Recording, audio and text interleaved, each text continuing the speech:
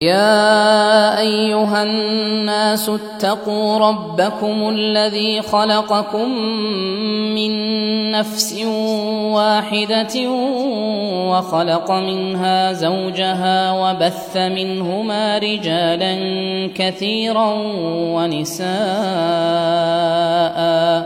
আসসালামু আলাইকুম রহমতুল্লাহি ওবারাকাতুহু। আমাদের ভাই ফারুক তিনি সিঙ্গাপুর থেকে প্রশ্ন করেছেন যে তেলাওয়াতে সিজদা সম্পর্কে, কোরআন তেলাওয়াত করলে যে সিজদা দিতে হয় সেই সিজদা সম্পর্কে।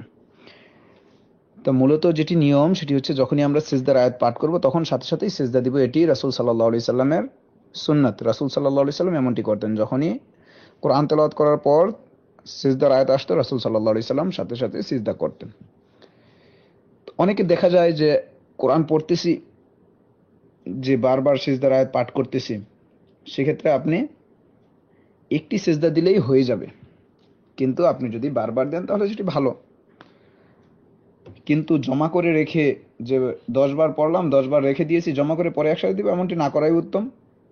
আপনি যদি এক বৈঠকে বারবার সিজদার আয়াত পড়েন তাহলে সেখানে আপনাকে একটি সিজদা দিলে আপনার হক আদায় হয়ে যাবে। আর সিজদার ক্ষেত্রে যেই দোয়া যেটি রয়েছে সেটি হচ্ছে সাজাদা ওয়াজহিয়া লিল্লাযী খলাকাহু ওয়া শাক্কা সামআহু ওয়া বাসারাহু বিহাউলিহি ওয়া কুওয়াতিহি। এই দোয়াটি রাসূল সাল্লাল্লাহু আলাইহি সাল্লাম তেলাওয়াতে সিজদাতে পড়তেন।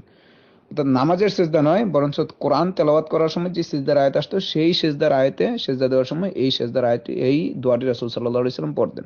আর সেখানে একটি সিজদাই দেওয়া হতো, দুটি নয় বরঞ্চ একটি সিজদাই রাসূল সাল্লাল্লাহু আলাইহি সাল্লাম দিতেন। আশা করি উত্তরটি বুঝতে পেরেছেন। আল্লাহু তাআলা আ'লাম বিসওয়াব।